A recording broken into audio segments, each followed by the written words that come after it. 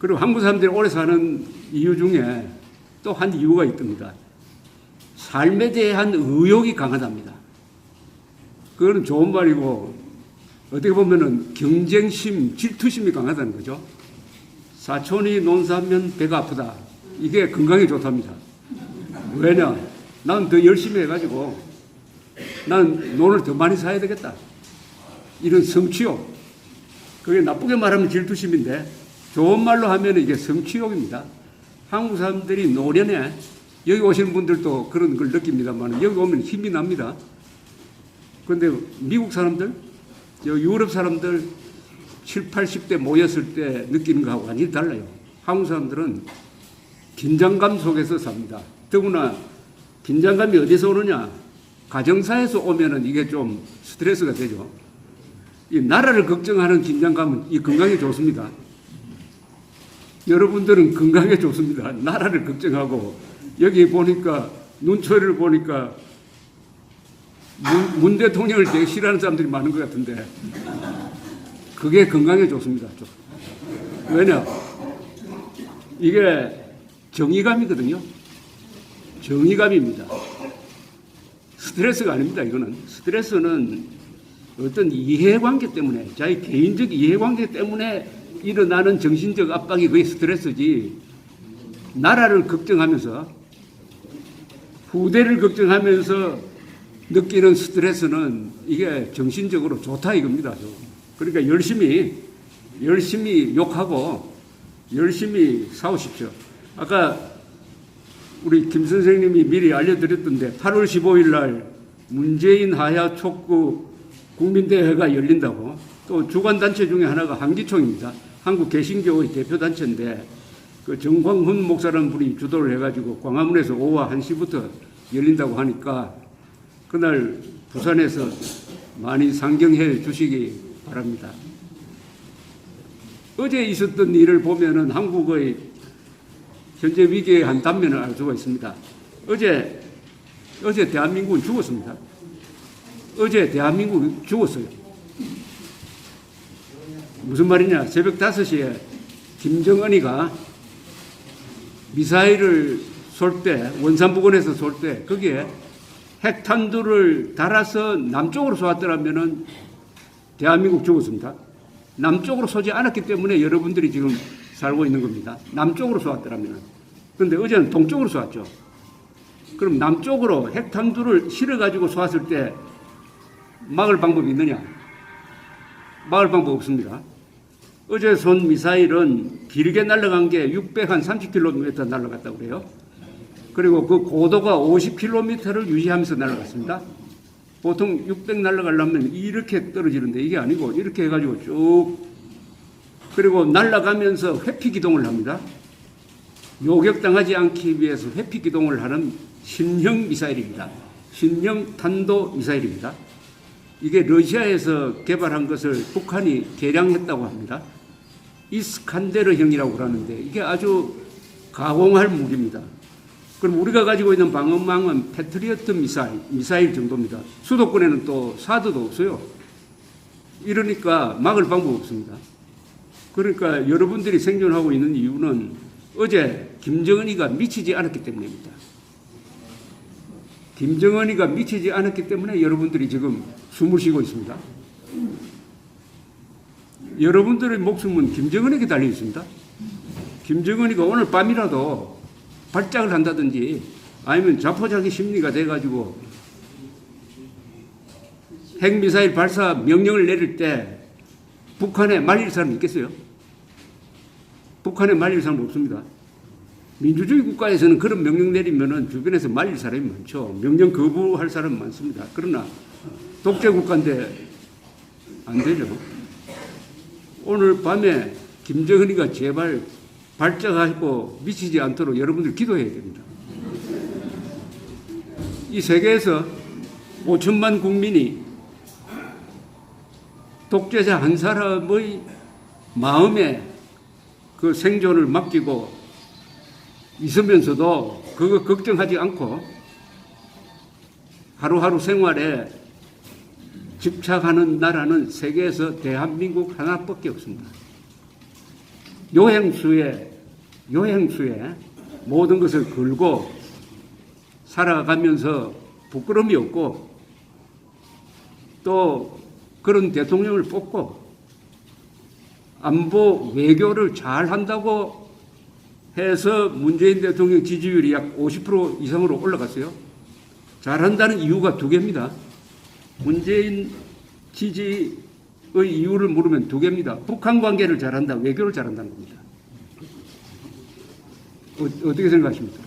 지금 문재인 대통령의 외교와 안보는 대한민국 해체다, 이렇게 생각하는 사람이 있고, 또 한쪽에서는 그거 잘한다 라고 생각하는 사람이 대한민국에 같이 살고 있어요. 같이. 오늘 또 김정은이가 공갈을 놓았습니다. 노골적으로 문 대통령을 향해 가지고 한미 연합훈련 하지 말라고 그러면서 이런 무력을 과시했다는 식으로 대놓고 공갈을 했어요. 그런데 문재인 대통령은 어제 국가안보회의도 소집하긴 했는데 본인은 주재하지를 않았습니다. 요새 문 대통령은 주적이, 대한민국 국군이 지금 주적이 없는 군대가 됐어요. 주적이 없다는 것은 뭘 위해서 싸우는지, 어디로 총뿌리를 돌려야 할지를 모르는 군대라는 뜻입니다. 그런 군대가 갖고 있는 무기는 굉장히 위험하죠. 아군을 향해서 쏠 수도 있고 대한민국을 향해서 쏠 수도 있습니다. 주적을 없애버린 문재인 대통령이 요새 새로 주적을 하나 찾았어요. 그게 일본입니다. 일본을 적으로 지금 대하고 있습니다. 그러니까 그 조국 수석이라는 자는 일본하고 싸우는 문재인을 비판하면은 이적이다 또는 친일파다, 이런 이야기를 합니다. 이적이란 말을 거기 쓰는 거 보면은 일본은 적이다, 그런 걸 전제로 해서 그런 이야기를 한다고 볼 수가 있습니다. 여러분, 일본이 적입니까? 일본이 적입니까? 우방입니까? 여론조사를 하면 일본이 적이라고 하는 사람이 53%예요. 일본을 적이라고 하는 사람이 53%입니다. 김정은보다 아베를 더 미워합니다. 한국 사람. 한미일 동맹 관계에서 일본은 준군사 동맹국입니다. 준군사 동맹국. 일본은 유엔군 후방 기지를 제공하고 있습니다. 일본에 있는 7개 미군 기지가 있어요. 거기에 5만 7천 명의 미군이 주둔합니다. 거기에 몇백 대의 전투기가 있고 100척이 넘는 함정이 있습니다. 북한이 남침하면은 한국을 도와서 참전할 부대가 일본에 있습니다. 그 기지를 제공하는 게 일본이에요. 그럼 그 일본을 적으로 본다면은 그 자체가 이적이죠. 그러니까 일본을 적으로 보는 자가 이적분자입니다. 그런 점에서 조국이라는 자는 이건 이적분자입니다. 이적분자. 요새 문재인 대통령은 이순신하고 거북선을 상당히 피곤하게 만들고 있어요. 이틀 전에 보니까 여기 와서 시도지사들하고 회의하고 무슨 거북선 횟집에 가서 밥 먹었더라고요. 여러분 거북선 횟집 가보셨어요? 저 어디 청사포 송정 근방이라고 들었습니다. 볼턴, 정의용 두 사람이 회담을 하는데 뒤에 또 거북선이 놓여 있었어요.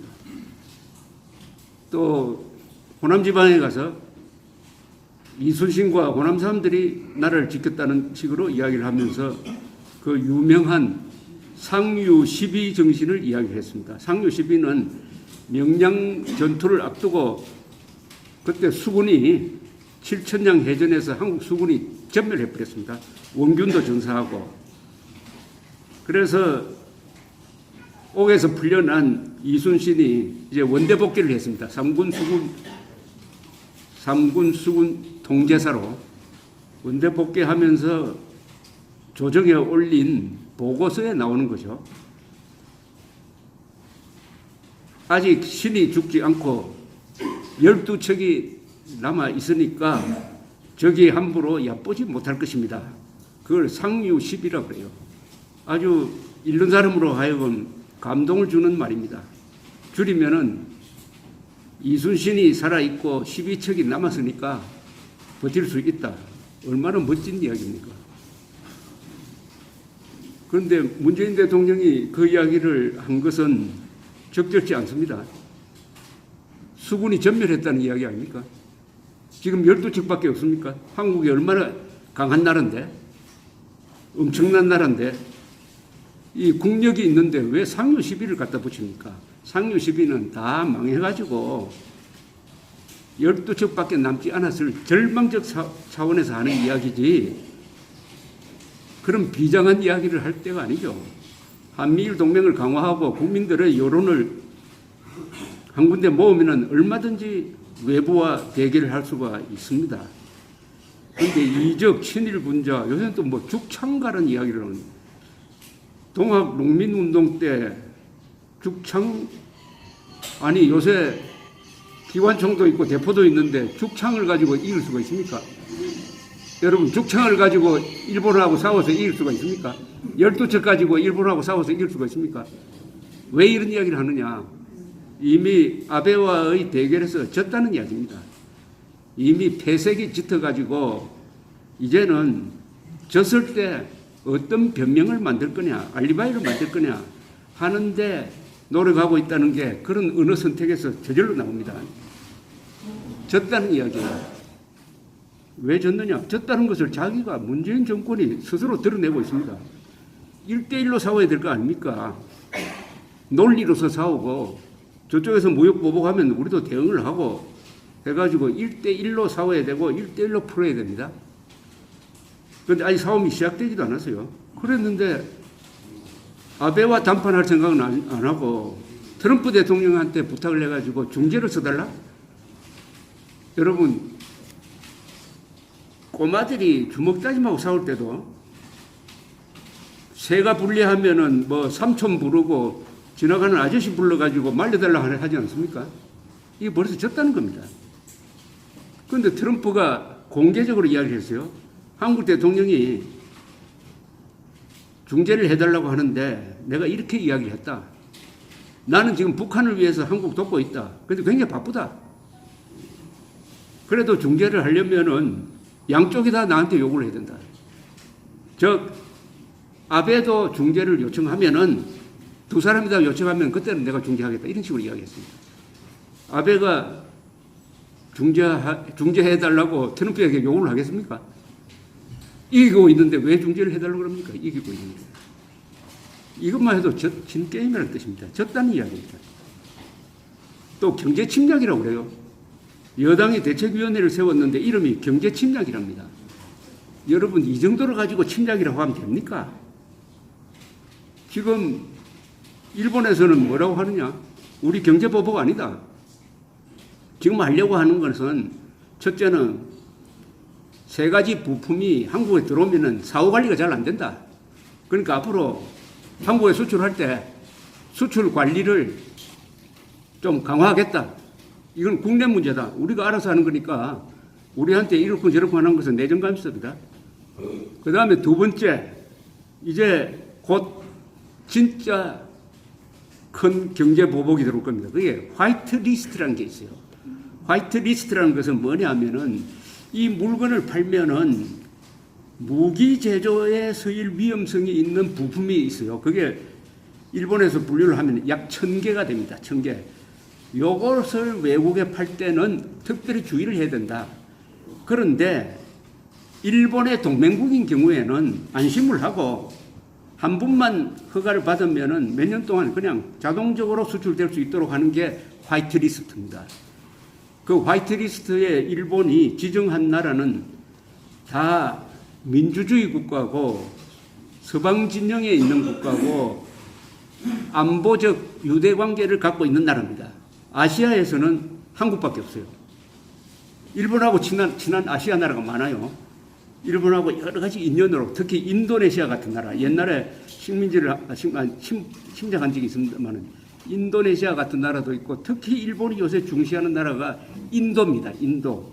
중국을 견제할 수 있는 거대한 잠재력을 가진 인도가 치는. 그래도 인도나 인도네시아는 화이트리스트에서 빼버렸어요. 한국만 넣어놨습니다. 왜 한국을 넣었습니까? 바로 한미일 동맹관계에서 한국은 안보에 관한 한 특별히 대우해야 할 나라다 해서 넣어놨어요. 그런데 이번에 이걸 빼겠다는 겁니다. 한국을 그 이름에서 빼겠다는 거예요. 왜 빼겠느냐? 아베가 하는 이야기가 이겁니다. 한국은 아니죠. 문재인 정권은 국가와 국가 간의 약속을 지키지 않는다. 그 말을 믿을 수가 없다. 따라서 무역 관리도 믿을 수가 없다. 따라서 화이트 리스트에서 빼버리겠다. 이렇게 얘기했습니다. 문재인 정권은 한국은 나라와 나라 사이의 약속을 지키지 않는다. 이런 이야기는 지금까지 일본 정치인이 특히 수상이 한국에 대해서 한 적이 없습니다. 또 이것은 해서는 안 될 이야기예요. 대놓고 당신 말 믿을 수 없어 이러면 어떻게 됩니까?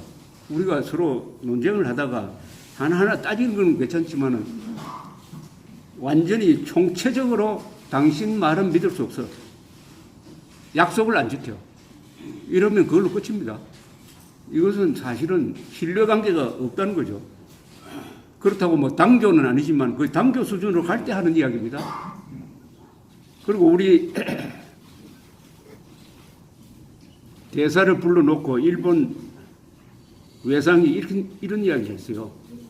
징용공 배상 문제에 대해서 청구권 협정과 맞지 않는 판결을 내렸는데 이것은 또 그 뒤에 이 문제를 협의하자고 우리가 몇 번 이야기를 해도 한국이 계속 거부를 하는데 이것은 2차 세계대전 이후의 국제 질서의 건절을 뒤엎는 것이다. 2차 세계대전 이후 국제 질서의 건절을 뒤엎는 것이다. 이렇게 얘기를 했습니다. 이것도 외교관이 할 이야기가 아닙니다. 이건 딱 작심한 사람이 한 이야기입니다. 한국과는 이제 안면 몰수하겠다는, 쉽게 말하면은 국제 질서 교란자다. 문재인 정권은 국제 질서 교란자다. 신용 불량자다. 이런 이야기입니다.